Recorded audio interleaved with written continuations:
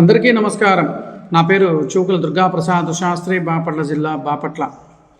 ఈ రోజున ఒక ప్రధాన అంశంతో ఈ రోజున మీ ముందుకు నేను వస్తున్నాను.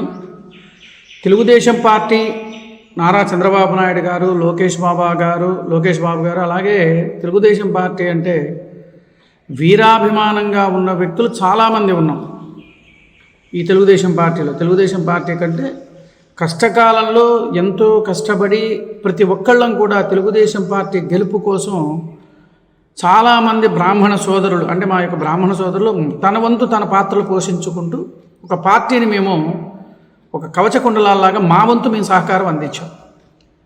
కానీ ఈ మధ్యకాలంలో ఈ వలస పక్షులు ఎలక్షన్లకు ముందు వచ్చేసి హడావడి చేస్తూ వాళ్ళ పదవుల కోసం వాళ్ళ అభివృద్ధి కోసం ఏం చేస్తుంటే వలస పక్షులు డ్రామాలు ఆడుతూ ఉండటం జరుగుతూ ఉన్నది. దాంట్లో కొంతమంది మాలో ఉన్న సాధికార కమిటీలో ఉన్న కొంతమంది సభ్యులు పూర్తిగా వాళ్ళకి సహకరిస్తున్నారు. ఎందుకంటే వాళ్ళ బంధువర్గవంతం కూడా ఉంది. ఈ విషయం నేను ఎందుకు చెప్తున్నానంటే మీకు రెండు పేపర్ కటింగ్లు నేను దీంట్లో పెడతాను. ఒక్కసారి చూసిన తర్వాత మనం దాన్ని విశ్లేషణకు వెళదాము. ఒక్కసారి విశ్లేషణ చూద్దాం. ఆ పేపర్ కటింగ్లు చూడండి.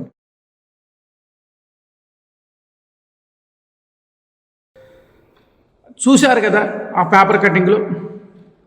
దాంట్లో ప్రధానంగా విజయవాడ సెంట్రల్ నియోజకవర్గానికి సంబంధించి మాజీ వైఎస్ఆర్ కాంగ్రెస్ ప్రభుత్వంలో పనిచేసిన మాజీ ఎమ్మెల్యే, ఎంపీ, మావాడు అని చెప్పుకుంటున్న మా ఎమ్మెల్యే ఎవరు, మల్లాది విష్ణు, మొన్న పొన్నూరులో జరిగిన కొన్ని సంఘటనల దృష్ట్యా పాపం పేపర్ స్టేట్మెంట్ ఇచ్చేసేసారు.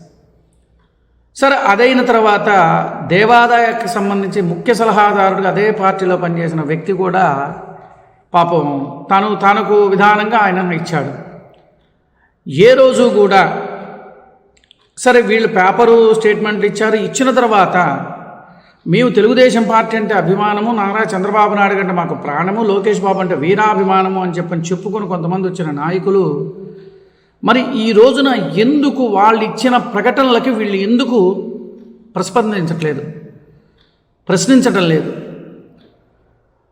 దీని అంతర్మథనం ఏంటి? దీంట్లో బ్రాహ్మణ సోదరులారా ఒక్కసారి ఆలోచించండి.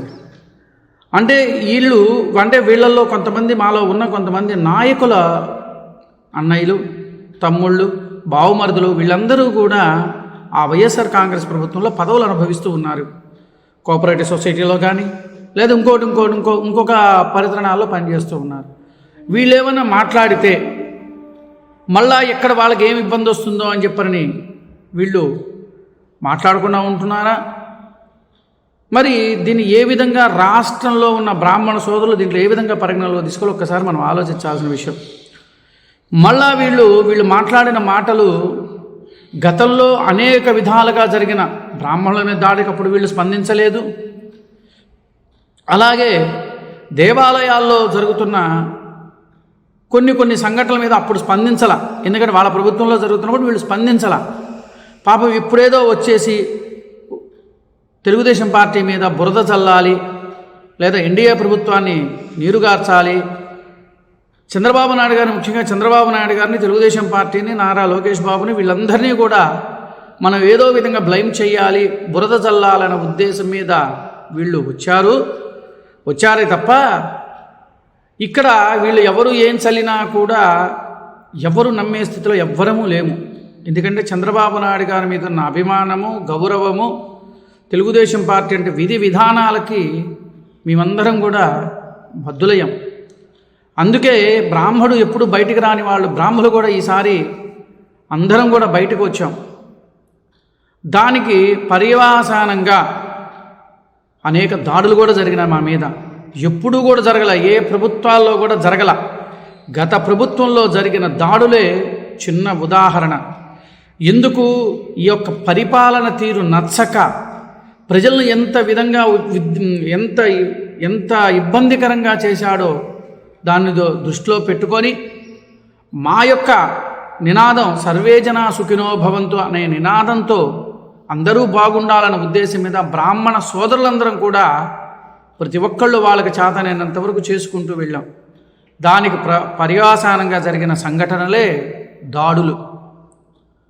ఆ దాడులు జరుగుతూనే ఉన్నా కూడా ఇప్పటికీ వాళ్ళు ఇచ్చేస్తున్నా కూడా ఎవరు కూడా స్పందించకపోవటం, మా పార్టీలో ఉన్న కొంతమంది నాయకులు వాళ్ళకి ఆ వలస పక్షులకి వీళ్ళు కొమ్ముగాచటం ఎంతవరకు సమంజసమో రాష్ట్ర బ్రాహ్మణ సోదరులారా ఒక్కసారి ఆలోచించి, వీళ్ళు కేవలం ఇప్పుడు వస్తున్నది పదవుల కోసం మాత్రమే. సరే రాష్ట్ర బ్రాహ్మణ సోదరులారా ఒక్కసారి మీరు ఆలోచించాల్సిన సమయం మనకి ఆసన్నమై ఉన్నది. ఇప్పుడు వలస పక్షుల నిజమైన కార్యకర్తల అది అధిష్టానం దృష్టి వాళ్ళకి బాగా ఉన్నది.